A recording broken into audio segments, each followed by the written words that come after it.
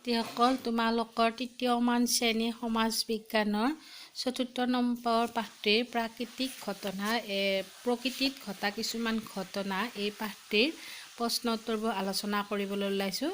তোমালোকে চাই ল'বা, ভাল লাগিলে লাইক শ্বেয়াৰ ছাবস্ক্ৰাইব কৰি ল'বা। মই তোমালোকৰ প্ৰত্যেকবোৰ প্ৰশ্ন উত্তৰবোৰ প্ৰতিটো ছাবজেক্টৰে প্ৰশ্ন উত্তৰবোৰ দি থাকিবলৈ চেষ্টা কৰিম।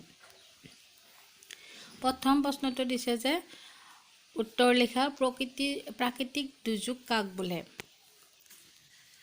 উত্তৰ হৈছে প্ৰকৃতিয়ে যেতিয়া আকস্মিকভাৱে ভয়াৱহ ৰূপ ধাৰণ কৰে তেতিয়াই প্ৰকৃতিৰ বুকুলৈ দুৰ্যোগ নামি আহে। তাকেই আমি প্ৰাকৃতিক দুৰ্যোগ বুলি কওঁ বা কোৱা হয়। তাৰপিছত খ নম্বৰটো দিছে প্ৰকৃতিত সচৰাচৰ ঘটা দুৰ্যোগবোৰ কি কি?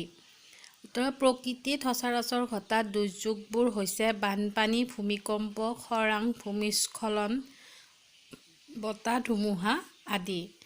গ নম্বৰটো দিছে অসমত বানপানীয়ে সৃষ্টি কৰা দুখন নদীৰ নাম। এখন হ'ব বা অসমত দুখন নদী আছে, এখন হ'ব ব্ৰহ্মপুত্ৰ আৰু বৰাক। এই দুখনে আমাক কি কৰে? বানপানী সৃষ্টি কৰি থাকে। ঘটো দিছে তোমাৰ অঞ্চলত হোৱা বানপানীয়ে মানুহৰ মাজত কি কি অসুবিধাৰ সৃষ্টি কৰিছে লিখা। এতিয়া আমি কি হৈছে তাৰ ওপৰত আমি লিখিলেই হ'ল। বানপানীয়ে আমাক কি অসুবিধা কৰে সেইখিনি লিখি দিলেই হৈ যাব। বানপানীয়ে মানুহৰ মাজত বহুতো অসুবিধা সৃষ্টি কৰে। বানপানীৰ ফলত মানুহৰ মৃত্যু হয়, ঘৰ দুৱাৰ পানীয়ে উটুৱাই নিয়ে। পানীৰ ফলত জীৱ-জন্তু মৃত্যুমুখত পৰে। ইয়াৰ উপৰিও বানপানীৰ ফলত মানুহৰ মাজত বিভিন্ন বেমাৰে দেখা দিয়ে। কলেৰা, মেলেৰিয়া, গ্ৰহণী, টাইফয়েড আদি ৰোগে মানুহক আক্ৰমণ কৰে। বানপানী হোৱাৰ ফলত এই বানপানী হৈ যোৱা অঞ্চলবোৰত এইবোৰ বেমাৰে দেখা দিয়ে।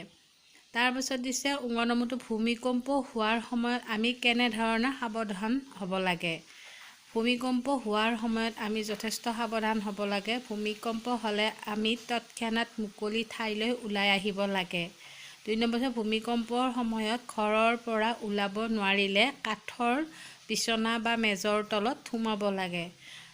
৩ নম্বৰটো হৈছে ভূমিকম্পৰ সময়ত সাধাৰণতে ঘৰৰ চুকবোৰত আশ্ৰয় ল'ব লাগে। সেইবোৰ নিৰাপদ ঠাই হয়, সেইকাৰণে ঘৰৰ চুকবোৰত আমি থিয় হৈ থাকিব লাগে বা আশ্ৰয় ল'ব লাগে।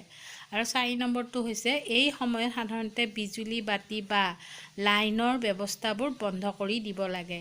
আৰু এইবোৰ কৰিলে আমি ভূমিকম্পৰ পৰা ৰক্ষা পাব পাৰোঁ। তাৰপিছৰ প্ৰশ্ন